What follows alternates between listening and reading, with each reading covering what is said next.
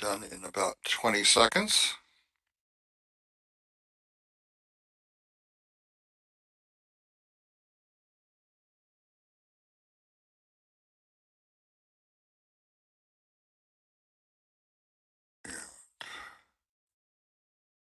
There we go. And welcome to our LinkedIn live streaming audience, our YouTube live streaming audience, and our WebEx audience to this digital data science masterclass in our LinkedIn live series. Sorry, in our Learn It live series. Data science masterclass today is on how fintech apps like Zest Money make credit decisions using machine learning techniques. Instructor Shubham Pandey is here and he will be taking you through the topic. If you're on the WebEx tool today, please put your questions for Shubham in the Q&A panel. You can also chat to all panelists. I'll be tracking those as he's presenting. And if you are watching through the live stream, put your questions for Shubham in the comments or chat, and we will have somebody transcribing those from us to share with him. We'll also be doing a couple of audience polls. If you're on WebEx, you should be seeing a poll coming up now. This is pretty straightforward. If you are watching live stream, you can put in the answers into your chat if you like. Basically, how much work experience do you have? And we also like to check in with people on how they're doing. The world's been in turmoil for the last couple of years with lockdowns and work from home and surges. Hopefully we're on the other side of that now, but we like to check in to see how people are doing. So we'll give this about 5 more seconds.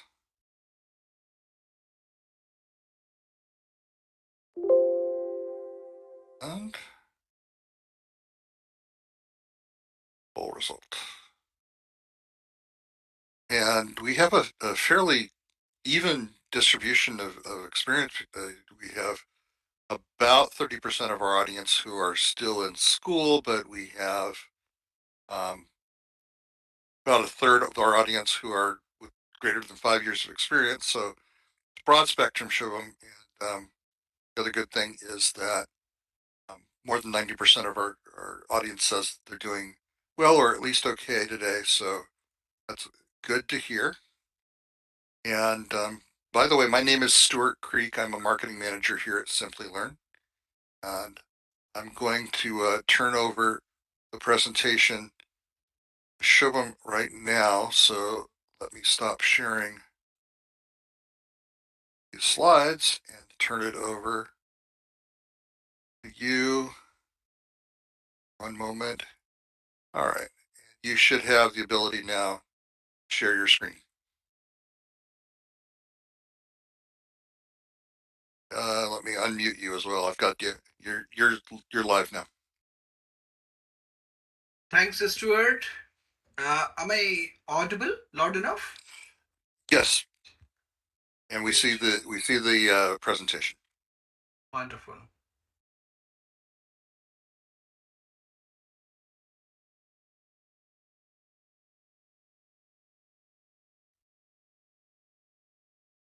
A very good morning, very good evening to all of you.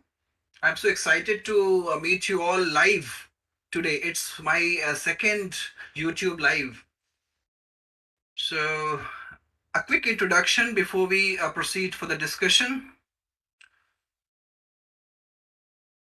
I carry more than a decade of experience, around 12 years of experience into AI, into machine learning, data science. My role in the corporate has been into strategy consulting, and I've been working as a data scientist. Right from the beginning of my career, I've been in touch with academics. I have a passion for teaching, so I used to teach over the weekend sometimes. At one point of my career, I was a full-fledged corporate trainer where I used to visit the premises of different companies and I used to facilitate workshops. These are a few companies where I have facilitated workshops on different analytical tools and techniques. Citibank almost throughout India, it was long time back though. HP Global Analytics Services, ITC, PwC, Monet, American Express. I worked with American Express as well for good 5 years. Accenture Singapore, Infosys, Cognizant, multiple batches, Serco Group from Europe, Xander Talent, Indigo Airlines, couple of batches. It was a long assignment and a very interesting one. Latent View Analytics, around 4 batches. We are still uh, into that. I'm associated with multiple training institutes, corporates, and different universities as well. But I believe Simplilearn, our association with Simplilearn has been the greatest. It has been close to 7 years, and we are growing together. My expertise, right from the beginning of my career, I've been using SAS. For last 5 years, it has been Python all the way. you know, the era of open source tools, and Python is just amazing. R also I've been using since a long time. SPSS, Tableau I use extensively, Excel I love, and these techniques I use as a part of my day-to-day work. So this is a brief about myself. You can always follow me over LinkedIn. So let's get to the point of concern, the business we are here to talk about. So we are going to discuss today credit risk, how we measure credit risk, and why credit risk is important. All that discussion we are going to have. So I'm very excited to share my knowledge with you, but I want to have it fun discussion. So I want you to participate in the discussion. I hope you can share your thoughts, your ideas, your questions over the chat box. Yes. I hope you are equally excited, right?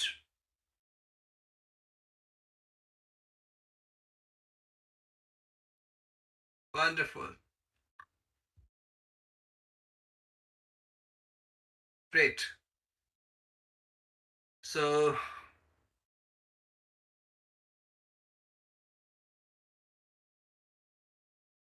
that's great. So this is great to see. Just got to hear that we have such a diversified set of audience. We have freshers. We have also those people who have around 5 years of experience, more than 5 years of experience, 10 years of experience. So it's a very diversified audience. So it will be definitely fun and learning for everybody. Oh, great to know, Priyanka. That's great. So credit risk. But before credit risk, we all know this is a very important term. If you're going for any initiative, any new project, anything, we always talk about risk. We always talk about the chances of failure, right? In general, or in businesses as well. So it is important to measure risk because we are not God, we cannot see the future. But yes, uh, statistics, analytics, machine learning algorithms help to measure risk. And if you are able to measure risk, we are aware of it, we are well aware of the future. And we are then able to take calculated risk. We are able to make better decisions, right?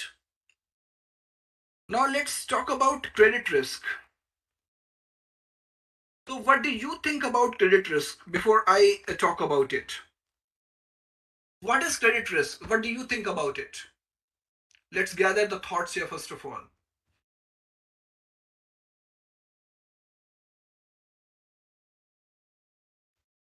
So on the screen you can see two boxes. creditor and debtor. And you see the relationships. So when I talk about credit risk, I come across these keywords. Thanks, guys, for your inputs. NPA,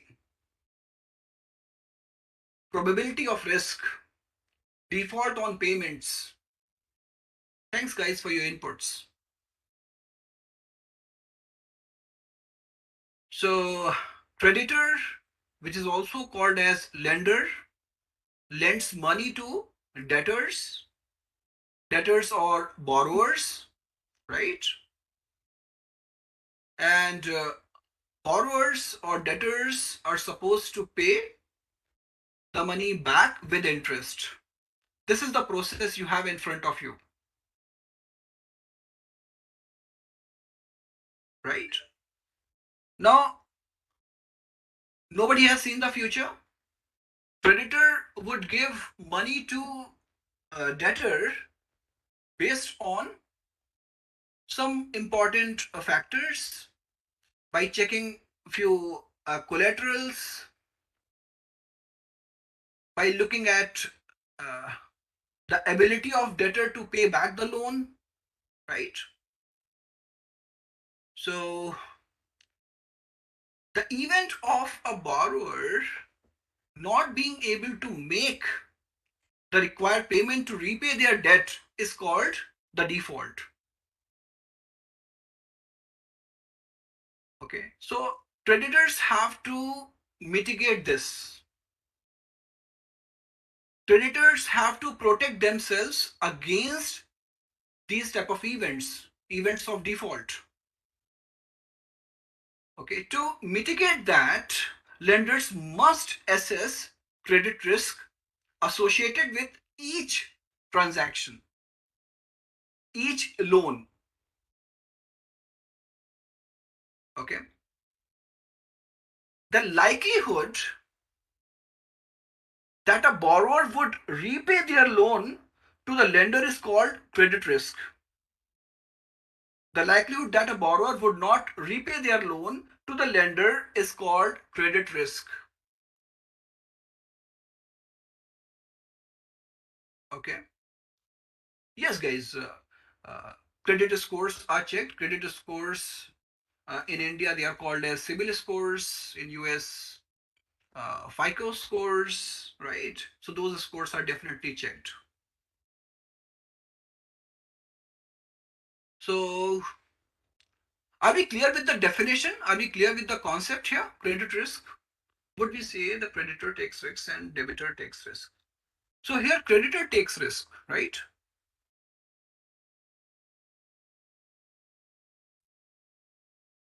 So risk is with the creditor at the present.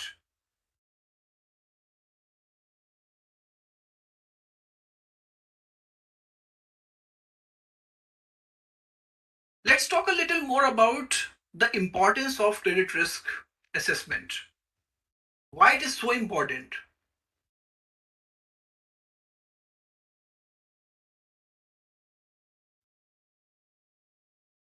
So it is very important to know that lender would be able to pay back the loan. It is important to know that lender's inability or failure to estimate borrower's probability to default. Yeah, it will reduce NPA, and subprime lending may lead to very catastrophic consequences as well. Do you know the reason of Great Recession?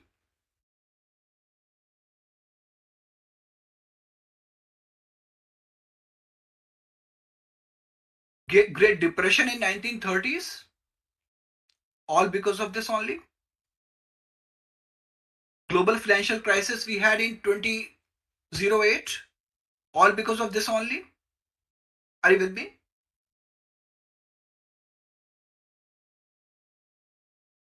So if you don't measure the credit risk and give loan without measuring it, it creates a big problem. It creates a ripple effect for sure, KP. So now we have understood what is credit risk, why it is important. Let's go further.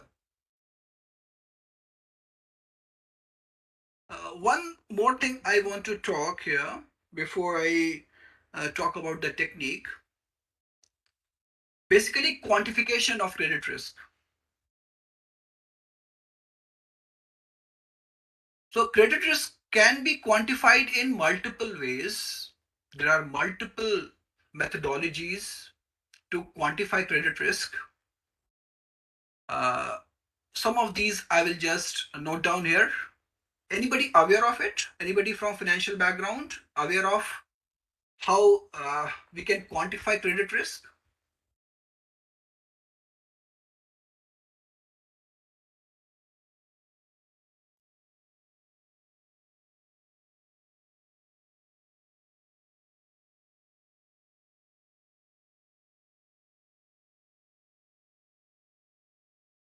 Absolutely. There are several credit score models, several ways to do credit risk modeling.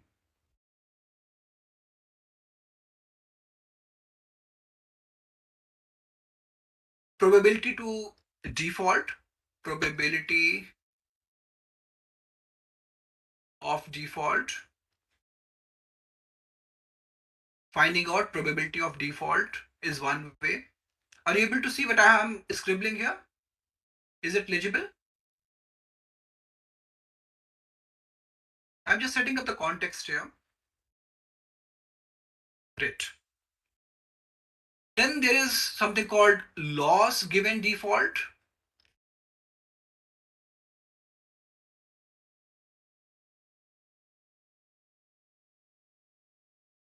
Then there's something called exposure at default.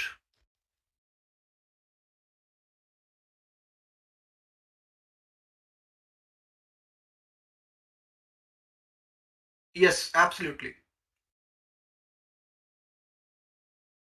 So we've got very limited time. So today we are going to focus on probability of default. How we can find out the probability of default. That helps big time to understand the ability of debtor to pay back the loan. What are the chances that the debtor will default? Okay, so that is a very important aspect to look at. So today we'll be focusing on the first one. Then later on when we'll meet, we can talk about other two as well and a few more very interesting risk assessment uh, modeling techniques.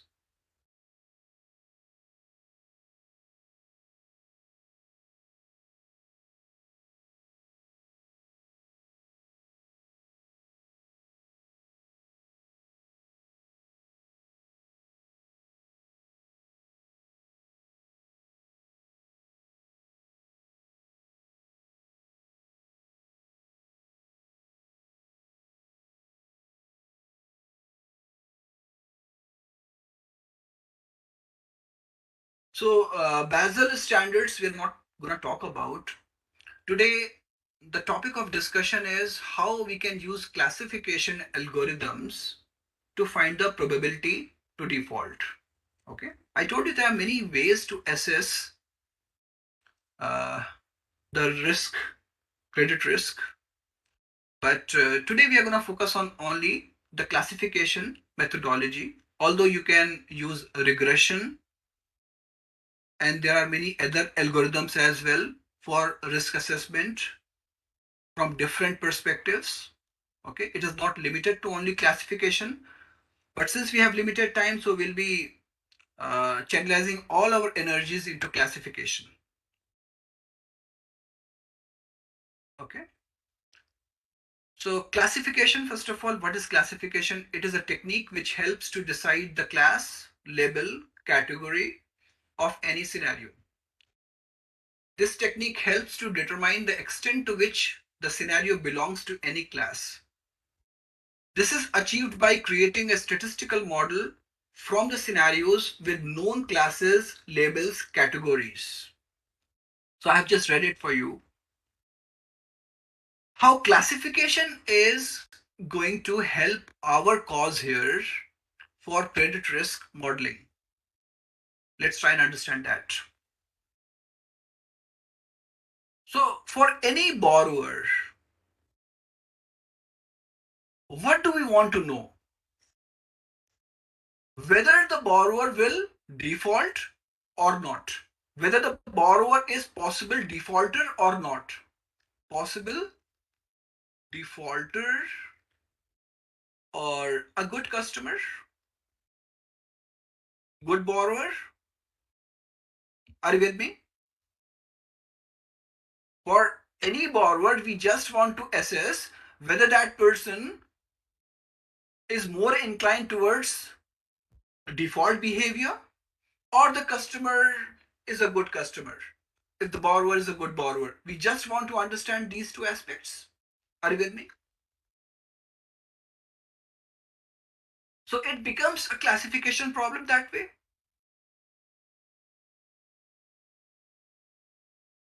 Yeah, it becomes a classification problem that way.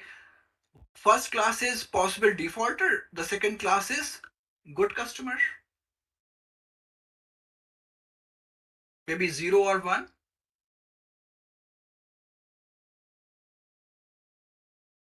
Yeah, binary. So for each borrower, we want to understand whether the borrower is possible defaulter or the borrower is a good borrower. He or she is not a defaulter. That we want to understand. So basically, this becomes a classification problem. It becomes a classification algorithm to be used, right?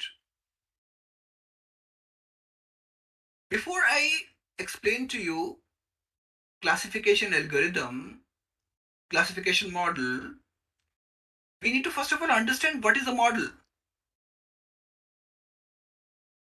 Very quickly though, because there are many people here who are not aware of what a model is. We talk a lot about model, like right now as well, we discussed many times, we uttered this word many times that we are going to create credit risk model. What is a model? Can you share your thoughts very quickly?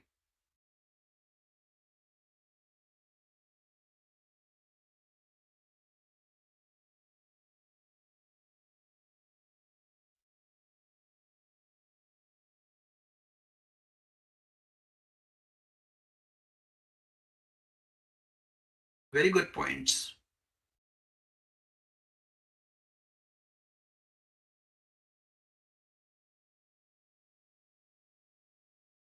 Okay,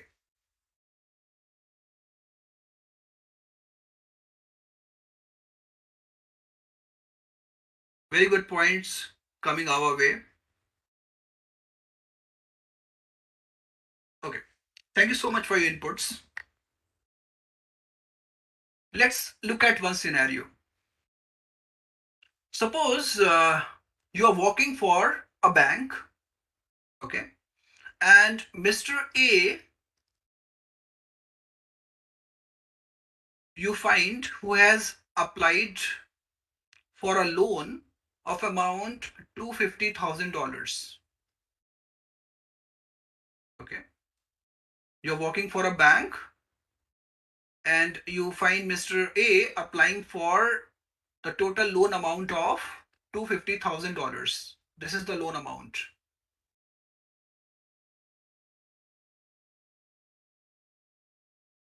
When you checked the credentials of Mr. A, you find that Mr. A has age 27 years. Mr. A is earning, say, $3,500 per month. Credit score for Mr. A is 680, and Mr. A resides in New York suburb. Okay, you get to know this much detail about Mr. A.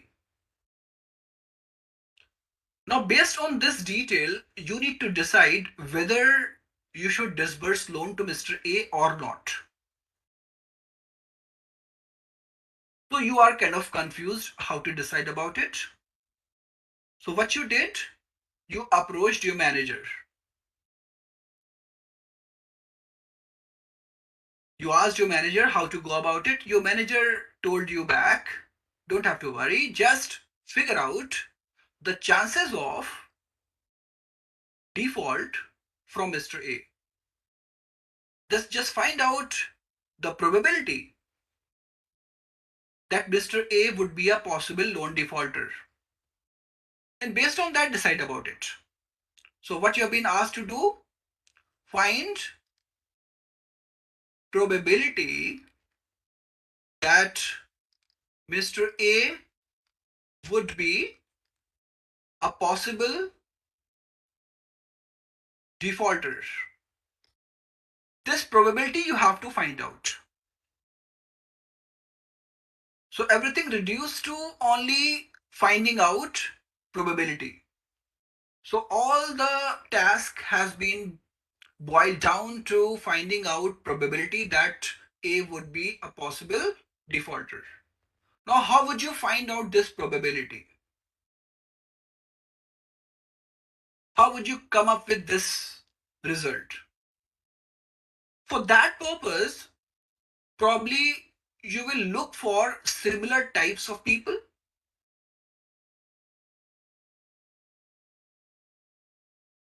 similar types of profiles you may want to look at, right? Are you with me?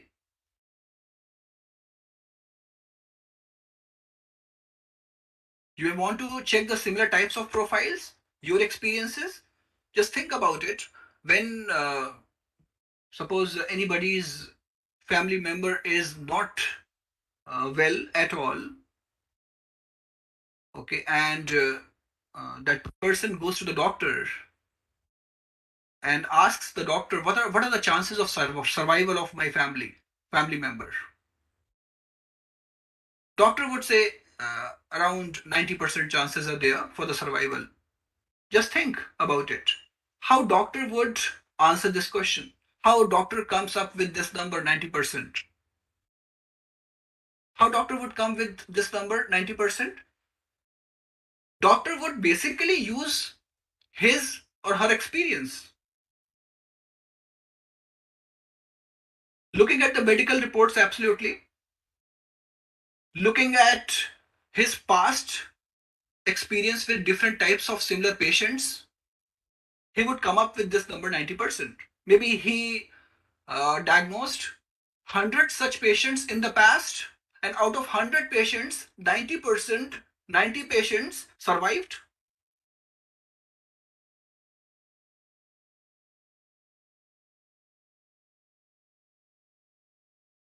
Okay, so based on that, doctor would say that there are 90% chances, right? So it's not about only looking at the patient's health. Doctor will also use his experience. He would definitely assess those patients who were in the similar type of health condition and how many of those patients actually survived. So that doctor would look at. The same thing we have to do here as well.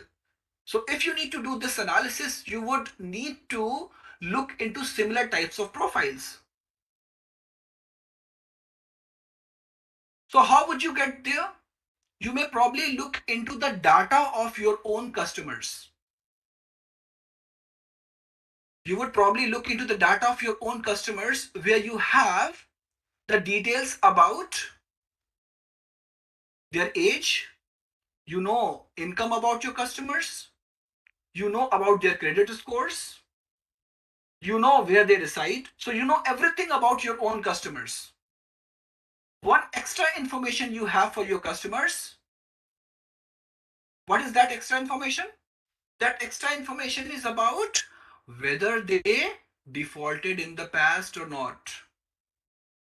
So for your own customers, you know their credentials, you are aware of their age, income, credit score, residence, but they're your own customers, you know about them whether they defaulted in the past or not. Are you with me? Suppose you look deeper into your customers. You try to develop some relationships, you try to come up with some patterns, and after doing all of that, you come up with a rule. You come up with one fact that people who have, out of your customers, who have age lying between 25 to 30 years, who have income lying between $3,000 to say $3,700, okay, and credit score if falls between say 700 and 650 to 700, and those who reside in suburban areas. These type of people, when you checked in your own customer data, you find that there are thousand such customers. There are thousand such customers who have age between 25 to 30, income between 3,000 to 3,700, and credit score between 650 to 700. There are 1,000 such people.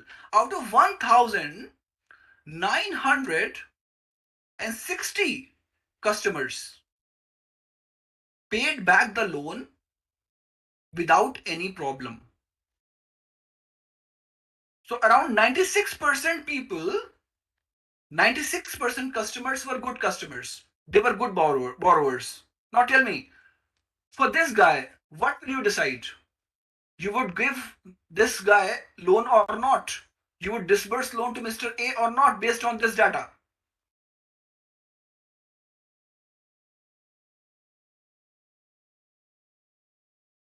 So yeah, it's highly likely that based on this data, any bank would disburse loan to Mr. A. It is highly likely. Okay. Maybe loan amount also you pick here. I missed that loan amount. Okay, loan amount is also there. Okay. Now, there's one thing. This is a part of the model only. You got this from the model. You got this pattern from the model. So just think about it. This pattern which you have derived from the data, this tells you that there are 96% chances that Mr. A would not default, right? So you're deciding based on the observations you have, right? So is it 100% confirm? Is it guaranteed that Mr. A will not default?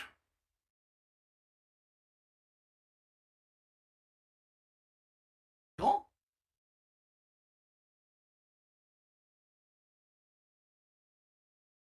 Even if instead of 960 people, even if you have all the 1,000 people,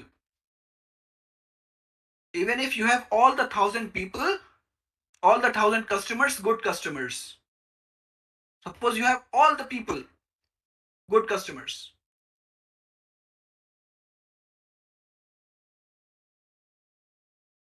Even then, you just can't say that Mr. A will not default, right? Why?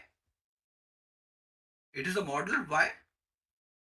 So let me tell you, model you are creating here, this rule you are coming up with based on your own observations, based on the sample you have, right? So model does not give you the truest possible relationship, but you use it as a truest possible relationship. Am I right? So a model is nothing but a hypothesis. Never get confused. I would suggest you to read No Freelance Theorem. Anybody read that theorem? No Freelance Theorem? Read up that theorem. It will be fun for you to know a lot many things. People have a lot many confusions about modeling. So a model is nothing but a hypothesis created from the observations for the population, for the data generation process. So a model is nothing but a hypothesis created from the observations, created from the sample for the population, for the data generation process. So this should be very clear to you. Absolutely, Vijay.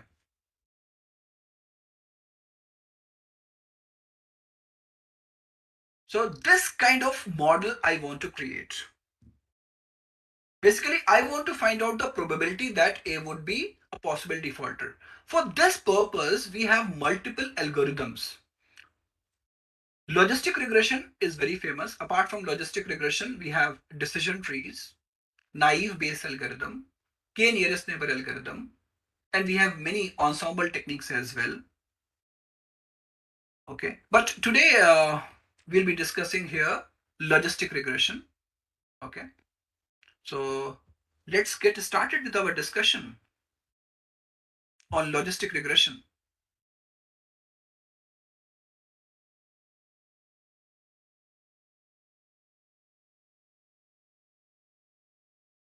So idea of today's class is to talk about logistic regression for sure. It will also give an idea to you how we conduct classes online, the level of interaction with the students.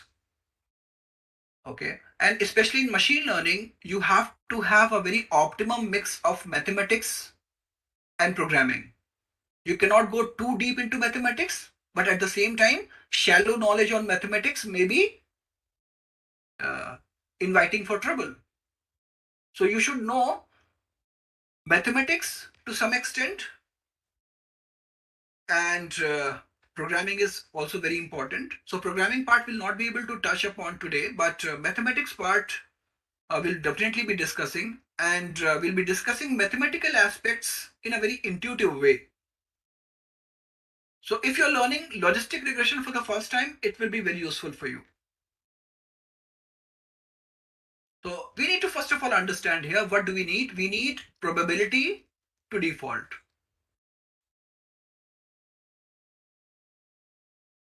Okay. So we always want to find out probability as a function of any attribute of the loan applicant. So xi is one attribute, any one attribute of loan applicant. This may be credit score, this may be age, this may be loan amount, okay, or it may be a combination of all. Okay, so that's how it is. So you basically want to find out a relationship between probability and linear combination of attributes of any borrower. That's what you want to develop. If you're able to develop such a function, you can always plug in the value of attribute and you can get the value of probability to default. So y is equal to 1. 1 stands for default and 0 stands for non-default. So probability to default is yi is equal to 1. Okay. Now the problem here is, and obviously when probability to default is f of beta naught plus beta 1 x1, beta naught and beta 1 are unknowns.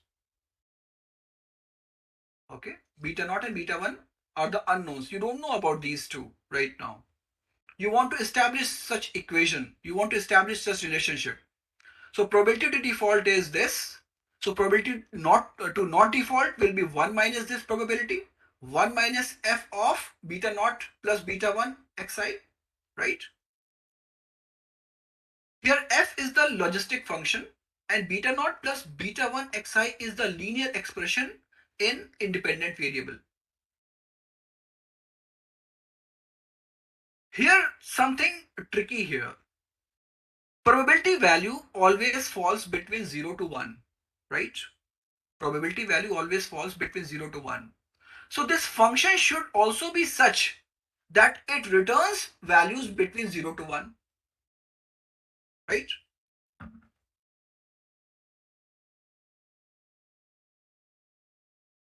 We are in search of a function which returns values between 0 to 1. And our search ends at this amazing function. This function is sigmoid function. It is also called as logistic function. So we are in search of a function which returns values between 0 to 1. Sigmoid function helps here. Sigmoid function is written in this way. E raised to the power z, the z may be anything, any input, e raised to the power z over 1 plus e raised to the power z. You know what is e? E you are aware of? Yes, you should know. Very basic mathematics. Euler's number it is. The value is around 2.7 something. It's an irrational number. Raised, if you are raising any power here, okay. So in the numerator you see you have 2.7 something raised to the power z. In the denominator you have 1 plus the same thing. Don't you think denominator will always be more than the numerator? Am I right? So this value will always be less than 1 and it is going to be always positive as well for obvious reasons, right? So this will always return the value between 0 to 1. So f should basically be sigmoid function. So you can pass this input to sigmoid function. So basically your probability to default becomes e raised to the power beta naught plus beta 1 xi over 1 plus e raised to the power beta naught plus beta 1 xi. Okay. If you'll do here cross multiplication and then you will take the log, you will arrive at this equation. This is called as logit equation. Okay. P over 1 minus P, it is called as odds. I hope you are aware of this term odds. So ln means log on base E. So log on base E of odds is equal to beta naught plus beta 1 xi. So basically log of odds is equal to linear combination of independent variables. Isn't it very similar to regression? Are you with me? Is this not very similar to regression? Just that in regression you have here y, right? Great. Now, what is the problem at hand? What problem we have at hand right now? We have probability now as e raised to the power, if I stick to this form, e raised to the power beta naught plus beta 1 xi over 1 plus e raised to the power beta naught plus beta 1 xi. Okay. Now tell me, if I want to find out the probability of default using this equation, suppose xi is nothing but uh, x is nothing but your credit score. For example, credit score. If x is nothing but your credit score. So based on credit score, if I want to find out probability to default, what is stopping us here? What we don't know here?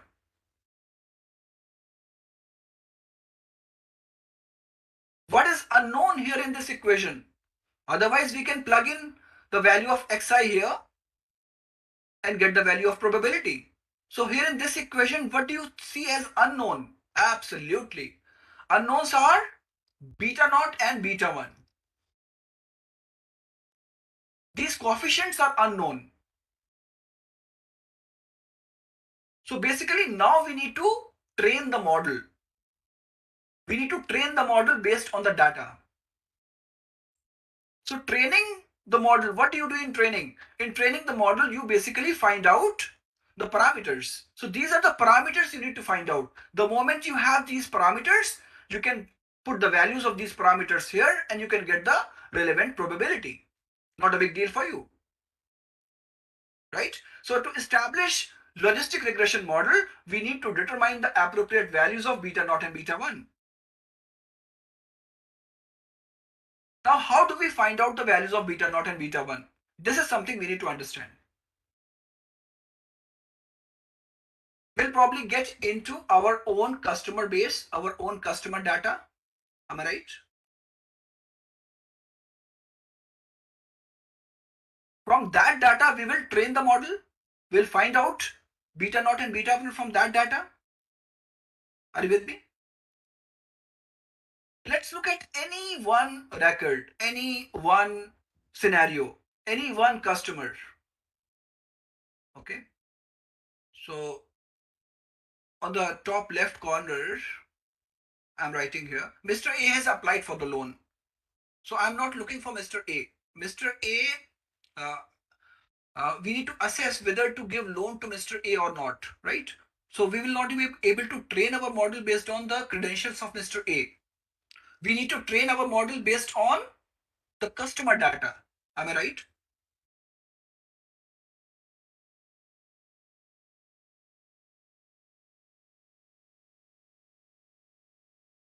We need to train our model based on the customer data. So if I look at any customer, suppose the customer is Mr. X. Mr. X has a credit score 750. Mr. X earns for $4,500 per month. Mr. X has applied for had applied for the loan of $250,000. Okay, and he was a good customer. So you have you have zero against Mr. A. Means Mr. A did not default. Okay, that you know about Mr. A.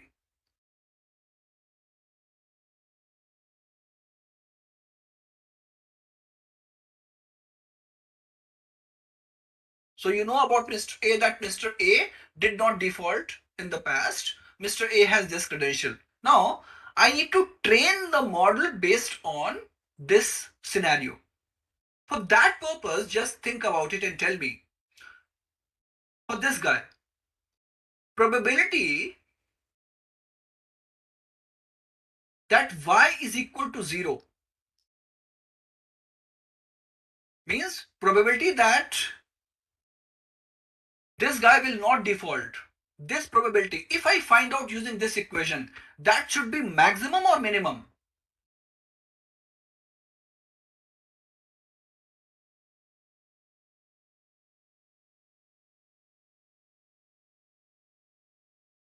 This probability should be maximum or minimum?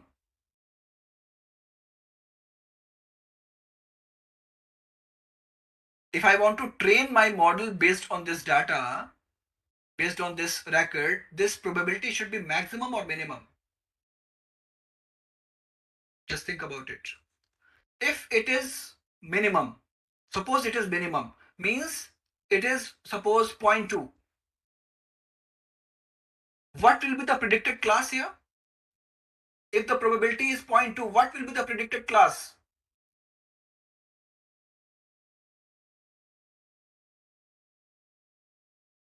Predicted class will be 1, right? So predicted class and actual class will not match. So you want this probability to be maximum. Am I right? So that the predicted class and actual class both are close. Do you follow this? So you want probability of y is equal to 0 maximum. Let's take one more example.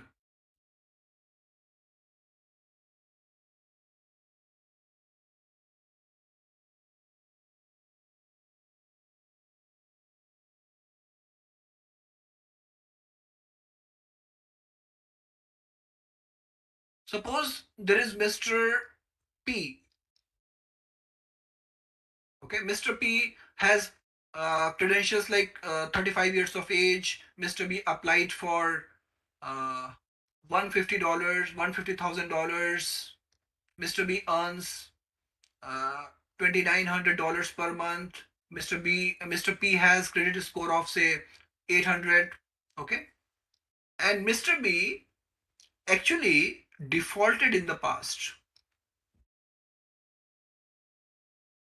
Okay, Sachin. Mr. B defaulted in the past. Now, if you need to train your model, tell me probability that y is equal to 1.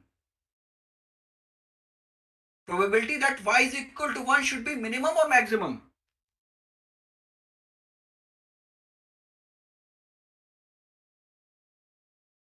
Probability that y is equal to 1 should be minimum or maximum?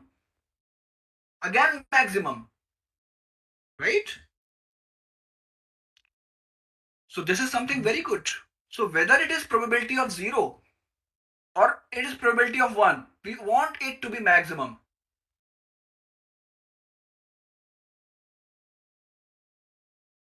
Does this make sense?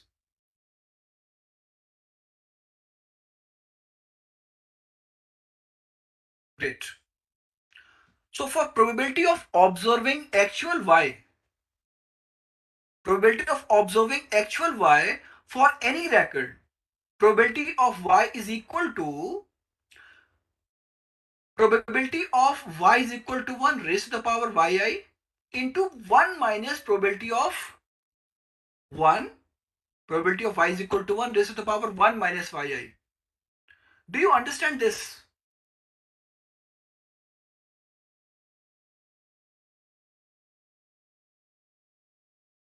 Do one thing, just put here yi is equal to 0. Just put here 0. What will you get? If you put here y is equal to 0, you will be left with 1 minus p. Do you follow? This term will become 1 if yi is equal to 0. And if yi is equal to 1, this power will become 0. So this term will become 1. So you'll get this value. So in general, you can write like this for any record. Probability of observing actual y for any record, you can write like this. And that you want maximum for all the records. So for all the records, you want this maximum. So if I want a consolidated result for all the records, don't you think we can multiply these all probabilities by considering these probabilities as independent events? So what we are doing here, we are multiplying these probabilities for all the records. Do you observe this here? For all the records, we are multiplying these probabilities. This we call as likelihood function. And if you look at this function, if you look at this expression on the right hand side, what are the variables in this expression? What are the variables in this expression? Only beta. Only unknowns here are beta values. What do you want this function to be? Minimum or maximum? Since you want each probability to be maximum, you want the multiplication to be maximum as well. So what you do here, you maximize. So to find out the values of beta coefficients, to find out the values of parameters, to train your model, what you need to do, you need to maximize this guy. So now everything boils down to maximizing likelihood function. So this is also called as maximum likelihood estimation, because you find out the coefficients, you find out the parameters, you train your model by maximizing the likelihood function. Is this making sense to all of you?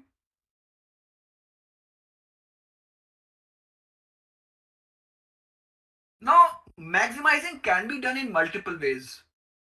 There's a technique called gradient descent, and there are many variants of gradient descent. They can be used to get this thing done in a very interesting way. You actually derive your log loss function as well based on this. We don't have enough time to talk about loss function, but I'm just giving you ideas. So log loss you can derive from this expression only. Okay. So that was about model building. Basically, model building, what do? You find out the generalized patterns, you find out the relationships. Okay, after finding out the relationships, after finding out the patterns, it is important that you validate, because ultimately it is the hypothesis which you create for the population. So you try your best to make it more generalized, but still you need to always test it. For testing, you have multiple metrics. You have accuracy. In accuracy, what you do, you look at all the records, and out of those records you check the records which you have classified accurately in the test data. So you create one data, you separate out some data for the testing purpose. So on that test data, you do the prediction, you do the deployment of the model. And over there, you can check the accuracy. Accuracy is not the only parameter. We look at other parameters as well. Like we look at precision, we look at recall, we look at F score, etc. etc. So it's a long discussion. I think we don't have much time left now. So maybe later on when we'll meet again, we'll talk more around these all aspects. And ultimately you create the ROC curve, and with the help of ROC curve, you figure out the distinguishing ability of any model.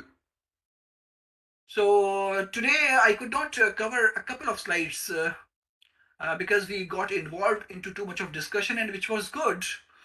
We can cover these all topics maybe later on when we'll meet next. But it was nice interacting with you all. Thank you. Okay. Do you have time, Shubham, for a couple of questions? Sure, please go ahead. Okay. So we have some questions that came in. Is the choice of regression model specific to the variables that are in the data available? So are you going to choose different modeling techniques for different types of data? Or is it based on the Absolutely. decision you want to make? Go ahead. So basically, it's a very interesting question. The decision to select the right model depends on data as well as on the question you are answering. So it depends on both the factors. So you have to take in cognizance of the objective, the problem statement, the business scenario. Also, you need to look deeper into the data, what your data is telling you. Yeah, And can a classification model output more than just a binary decision between 0 and 1? Can it do a multi-level decision of 0, 1, 2, 3, 4, that type of a very good question. And I really like the inquisitiveness here. So classification models are not limited to only binary classifications. You can definitely do multi-class classification. There are multiple ways you can do that. There are very interesting techniques to do that. Like one versus all technique is there. There are many other techniques. So it is definitely doable. thing? Okay.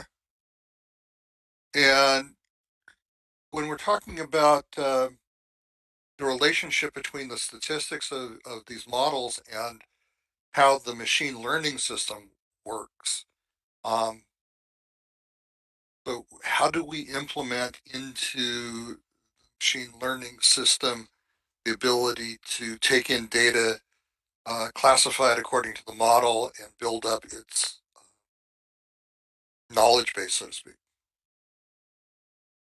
Sure. So let me tell you, when we create machine learning models, when we create machine learning tools, our approach becomes a little different, and we focus towards scalability. We focus on agility of the model. We focus on optimization. We focus on automation. So these aspects are very important when we go for building machine learning tools. Um, and then I guess because of the time, I'm going to ask this one last question. You had mentioned a recommendation for something people should read up on. Could you repeat that, please? Okay, I was talking about the modeling part and I mentioned no free lunch theorem. It's a very simple theorem which talks about models. So no free lunch theorem. The no free lunch theorem. Okay. Yeah. And by the way, the expression "there's no such thing as a free lunch" is an old expression, but it was made popular in the 1950s by the science fiction writer Robert Heinlein. Just thought I'd mention that because it's one of the famous things that he said in one of his books. There ain't no such thing as a free lunch. Yeah. Okay. So we've gotten to the end of our hour, and Shubham, I'm sure that you will share with me the slides so that I can share them with the audience in our follow-up email. Sure, I'll do And that. just want to conclude with a couple more things real quick. First off, I want to thank Shubham for being here. I want to mention that Simplilearn offers a number of data science certification programs with instructors like Shubham. Some of them are single courses, which are a few weeks, but most of our programs are multi-course programs that go from 6 months to 12 months. Um, they have integrated labs that you do on the platform through your browser. You have online live virtual classrooms. You have a cohort of peers that you can communicate with in our community chat. So it's a very much more like a classroom environment than just watching videos online. And these tend to cover complete suite of languages, platforms, tools, libraries that are used in data science, data analytics, um, machine learning. So you can take a look at some of those at the Simplilearn website. And what these do are they offer you certification programs. Here's a particular example of a data science master's program which allows you to uh, do over 30 projects and labs, including a capstone project which you can show off to employers as this is a data science problem I chose to solve, and here's how I created the complete solution. This is the work that I do, and you can evaluate it. And if you're a student in India or US, many of our programs come with job assistance, various levels. So just a quick question based on this very brief thumbnail I've given you. Who out there in the audience would be interested in learning more about these programs? And how soon would you want to begin learning if this is something that you think is for you? I'm going to give you about 30 seconds to answer that question.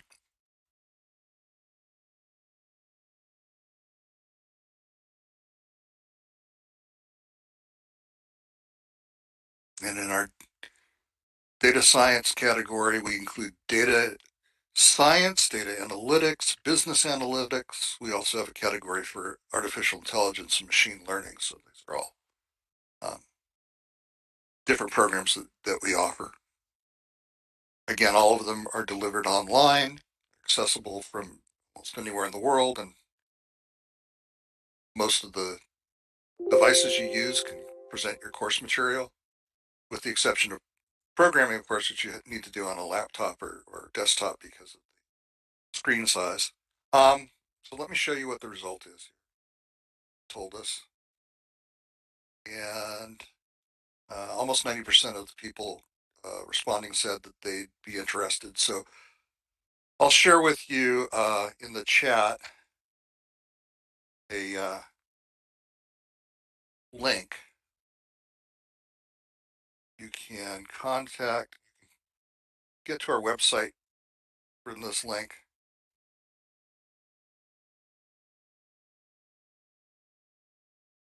Here it is. This will take you to the category page for our data science programs, from which you can look at individual programs to see which one might interest you most, and also you can explore other categories by navigating through the website. So um, thank you very much for being here, and thank you, Shubham, for a fascinating lesson. Look forward to learning more about classification techniques and other areas in which machine learning systems change our lives. So we'd had a webinar with the CEO of Zest Money at one point. One of the fascinating things about it is that companies like that are able to do what they do precisely because of this type of machine learning technique and statistical technique that lets them look at a lot of different factors beyond the traditional income, payment history, that type of thing, and allow them to look at other aspects of consumer behavior uh, and find correlations between that and credit worthiness. So it's because of these types of algorithms and models that you're able to start looking at those different kinds of data that you might not have associated with a credit risk decision before. So again, thank you for that. We want to invite everyone in our audience to connect with us on our social media channels at Simplilearn on Facebook and Twitter, and Simplilearn on LinkedIn. I have put into the Q&A and the you take a look through the Q&A answers, you'll see Shubham's LinkedIn. I'll also take a quick look at that. I can repeat that verbally. Just a moment. And Shubham is LinkedIn's, he's Pandey Shubham, so his last name, first name, 88. Yes, you're right. So if you'd like to reach out to him through that, you can. And we, again, look forward to seeing you at future Simplilearn webinars, and we hope we can welcome you into the Simplilearn learning community. So again, have a wonderful evening or rest of the day wherever you are.